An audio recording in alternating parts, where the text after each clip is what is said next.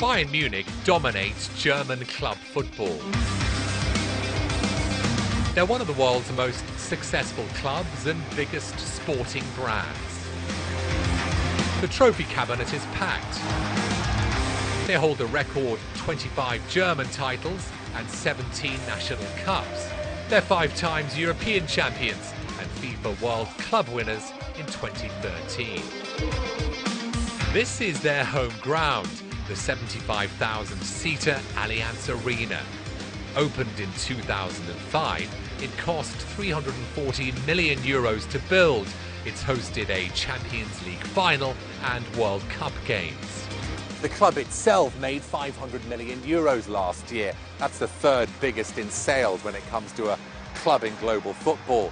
It also has been in the black for 22 consecutive seasons. That's an exception, not the norm, in world football. Last year, Bayern made €20 million in profit. A fifth of that came from selling merchandise. Each year, they sell around 1.7 million replica shirts. That's more than all the other Bundesliga sides combined.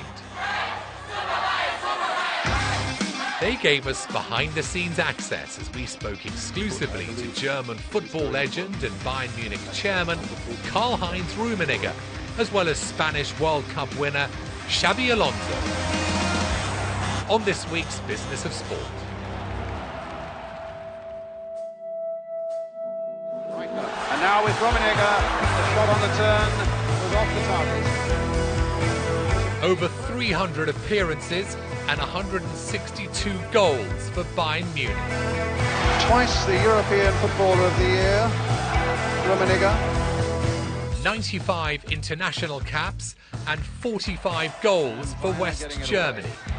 Evans, challenged by Rummenigge. Rummenigge now in full flight. Karl-Heinz Rummenigge is one of the biggest names in European football.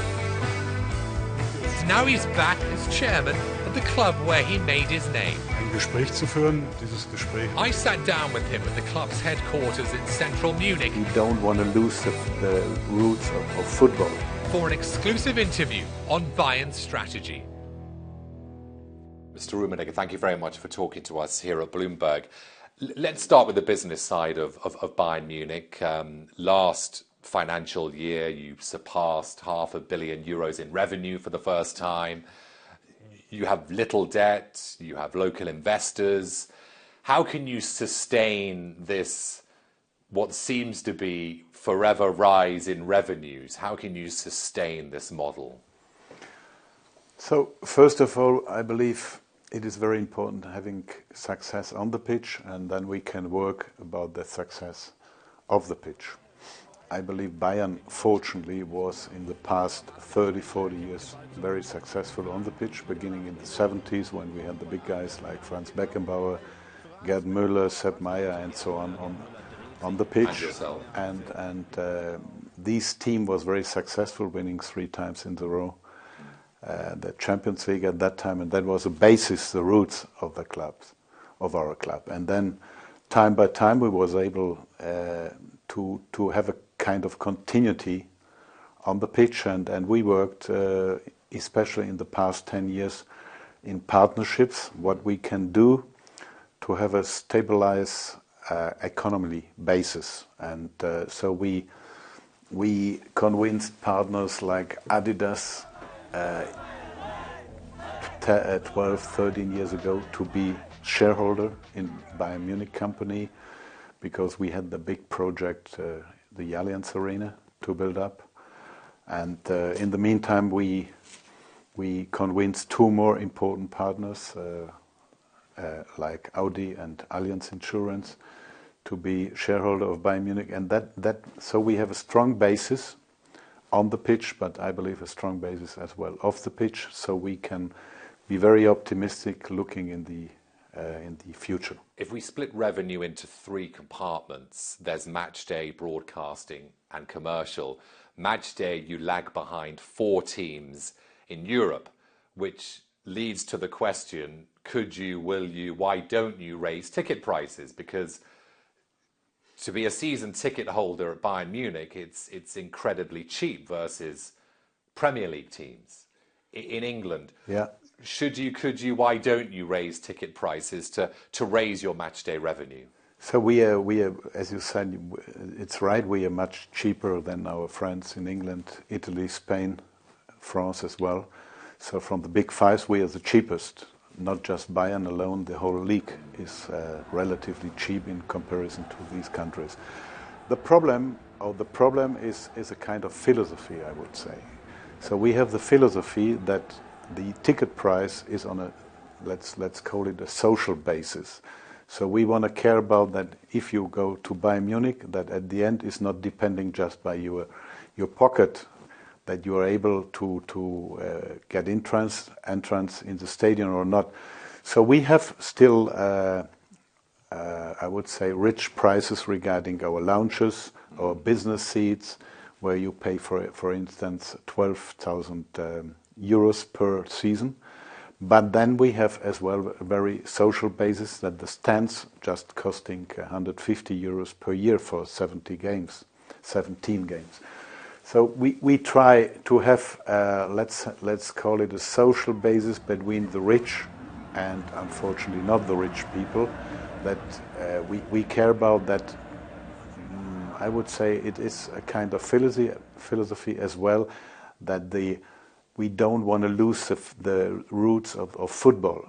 Football, I believe, is belonging to fans, and the fans like to go in the stadiums, and so we want to care about that the fans are able to pay relatively, let's call it, good prices. And let's talk about broadcasting, because I think when it comes to broadcasting rights, Bayern Munich in the top 20 clubs in Europe, it's 10th, 11th. The German league, when you compare with just the Premier League, I mean, it's lagging way behind, isn't it? Can the German league, can the Bundesliga, whichever one, can it close the gap when it comes to broadcasting rights or not? Why is there such a gap? So, first of all, we have an incredibly big gap between pay TV England and pay TV Germany. First of all, I believe we in Germany, the league, made big mistakes if we talk about 10, 12, 15 years ago, where pay TV market was established and built and developed in England. So we was very slow believing that the clock maybe in Germany is going different than in England, but it doesn't go different. So that is a big problem now. You see that in the actually transfer market. And because England have so much, or the English clubs have so much money available in that market, that it is not easy to defend that we keep our players as well here in Bayern Munich, like Thomas Müller or like players from Real Madrid, like Sergio Ramos, because they have big requests from England. And so it is very difficult to keep them. But we have to do better in Germany, because it can't be happen that just the Bundesliga, the first league, is getting something like €500 million. If you compare that to the English market, where, for instance, the number 20 of the Premier League is getting likely the double of Bayern Munich as German champion. You can imagine how long these could work, because especially in the transfer market. So I believe we are very creative, very good in sponsorship, very good in merchandise. Very good in commercial. You're number 2 to PSG, aren't you? We are very good in these, but so I believe the creativity is quite limited in comparison to the broadcasting money. So we have to do much better in Germany, and that is really an obligation for the German league to cash in money in favor of the clubs to be more to have a better comparison against the English clubs especially.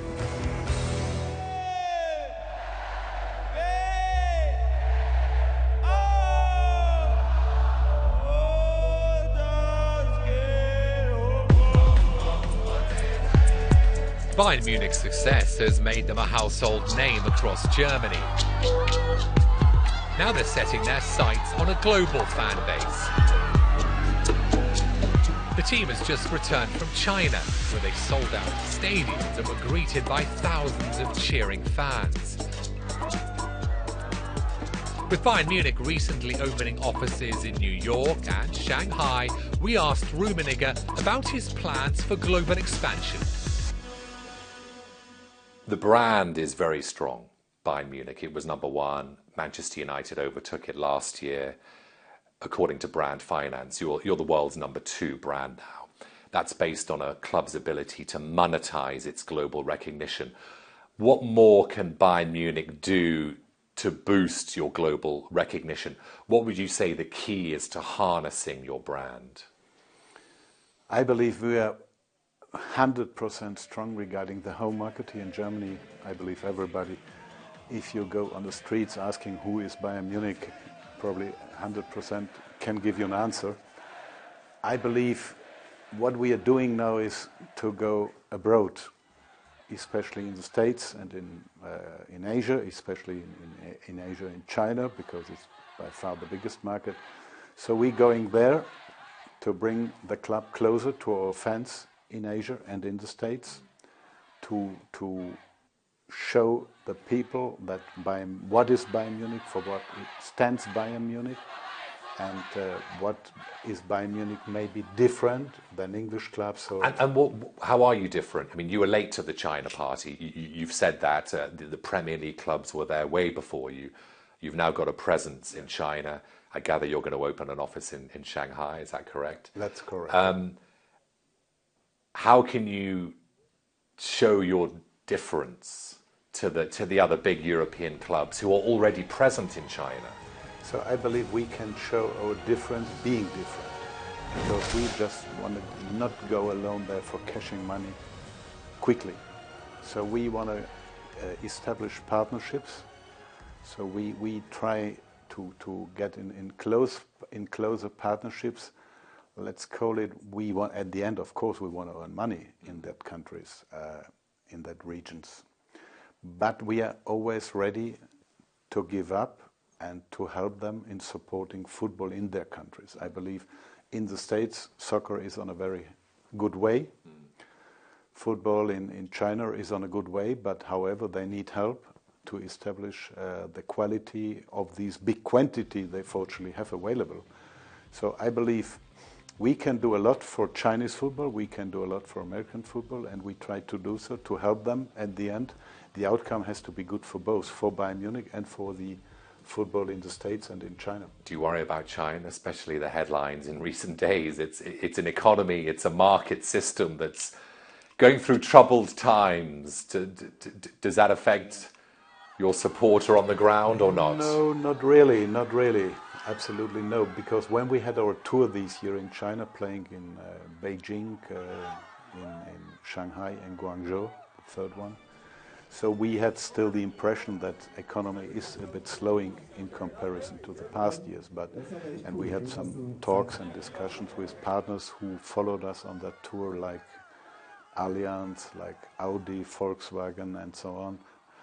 And we had the clear sign, however, that is a question of time now. So maybe after always growing, heavenly growing, maybe it's now a couple of months, hopefully just months, that the economy in China is slowing, but no worry about. We are not worried about that. What are the new markets? You mentioned the US, you have an office in New York. Outside the US, outside China, what are the new markets that you're going to be pushing into, the untapped markets that Bayern has to be pushing into in incoming years? I can imagine that we go to a market which maybe is not very developed in football and not escaped by many football clubs like India. India is a big market in the world. Many people are living there, and football is, in comparison to hockey or to other sports in India, not very popular. But I believe there is still a big market, because they established a league last year, and I believe that is something what we can do together with our partners, going there together with Adidas, with Audi, with Allianz, to help Indian football to develop, but as well in our favor. Can we talk about domestic matters once again? The 50+1 rule, which to many English fans is It's a strange rule, but it's quite simple. The fans have to be in control of 51% of each club. There are a few exceptions to this rule, and these exceptions is causing slight annoyance among fans in Germany. Do you accept the annoyance? I mean, we're talking about Hoffenheim here. You know, we're talking about Bayer Leverkusen or Wolfsburg. People are looking at Leipzig, Hanover. Is the rule being diluted? Is it a bad thing for football? Should the rule be binned? What's your view? First of all, from the legal point of view, this rule is not in line with the law. With the European law, doesn't work. And so we had a case here from Hanover that the chairman or the boss of Hanover was troubling that rule, and he was close to open a legal case in Luxembourg at the EuGH. And I believe fans likes it. They love it. And I had some interesting experience when we played, I believe, the quarterfinal 2 years ago in Manchester. So there had been many supporters with a green and yellow shirt. That's right. And I asked one of them, what is the reason that you are wearing the green and yellow shirt? And they said, so we don't like the Glazers, we don't like that they take over the club, and we don't like that, and so we don't want to help them buying the original shirt. And it was an interesting experience for me. And then they said to me, we love Bayern Munich because you are independent.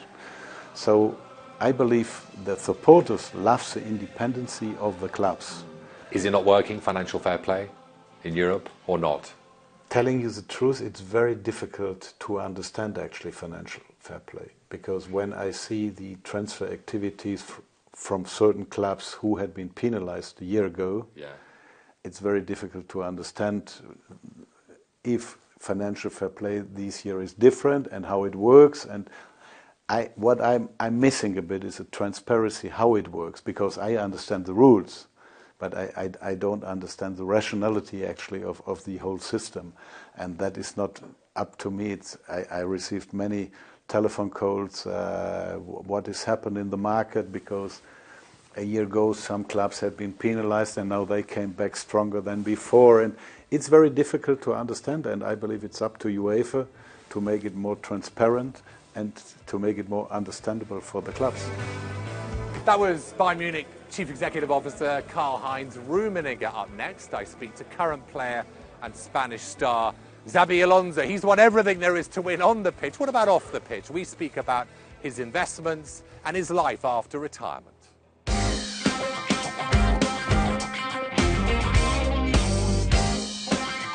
Xabi Alonso has won it all, from the World Cup to Champions League titles and almost every European trophy in between. The Spaniard's been playing professionally for 16 years and last year transferred to Bayern Munich following a glittering 5 years at Real Madrid. We spoke exclusively with the Spanish midfielder at Bayern's training ground. I asked him which league is Europe's strongest. For me, it's been a great experience, but it's hard to tell which one is the best. Of course, I really like the Premier League because it's the way it's been broadcasted all over the world, and the way you have to watch the game. And as a spectator, probably is the best league, the Premier League. And on the spectator front and on the television front internationally, can the Bundesliga ever compete with the Premier League? I mean, you look at the TV rights money and the Premier League is way ahead. How can the Bundesliga catch up? How can Bayern Munich catch up with the Manchester Uniteds of this world? Well, I think that in our case, particularly Bayern Munich, we can compete with all the teams financially talking about, because you see all the incomes that they come from merchandising, from the stadium, from the TV rights, and they have it's very well balanced. But of course, to compete with the Premier League, it's really tough, because they are years ahead of La Liga, of Bundesliga, in terms of selling the TV rights, in terms of merchandising, and all over the world. They have been doing this work to have like a worldwide brand for years, and in those terms, it's hard to compete. But I think that it's good that the Bundesliga is growing for the last years. The level of the teams is getting better. Which league do you play in next? What about Italy? Well, I don't know. I am 33 now, so the end is getting closer. Is it getting closer? I don't know. Is this your final club at the top, or? No, I don't know. Who knows? Who knows? At the moment, I am focused in this season, but for sure, I will have to take a decision. Would you be happy now, having just played in those 3 big leagues? And would you have liked to have done Italy or France or somewhere else? Far I'm happy because I love football and I love the clubs with big tradition, big history, and so far I came from Sociedad, my hometown. That's where I wanted to play. After I went to Liverpool, all the history, Real Madrid, 10 Champions League, and coming here to Bayern, it was like a nice script of a football career, I would say that. Can you compete with Barcelona? I mean, they were the team of Europe last year, Real Madrid before. So Spain seemed to have absolutely the dominance in the Champions League. You won it the year before, Bayern Munich. Is it going to be difficult to stop the dominant Spanish sides? There are 5 now, aren't there, in this season's Champions League, which is amazing, isn't it? Yeah, it is. But of course, it's going to be tough because once you are in the semi-finals, you know that quarterfinal, semi-final, Champions League, you know that you are going to face one of the best teams in Europe. And whenever you're playing against Madrid or Barcelona, that they are fantastic teams, anything can happen. But we need to get ready for that moment. But I wouldn't say that at the moment there's a Spain's dominance because before, as you said, the final was between Bayern and Dortmund. Yeah. A few years ago, English teams have had a dominant their period. Premier League teams, so probably the football is as well a little bit like cycles. There are cycles, and there was the Premier League cycle, the German one, the Spanish one. So the good thing is that you don't see a clear favorite. There are 5-6 top teams in Europe that they are for sure contenders for the Champions League. You've won everything, literally. World Cup, European Championships, Champions League, National Leagues, National Cups. What's left? What keeps you going? Well, because you've literally won everything there is to win in football. Of course, for me the most important is the collective accomplishments.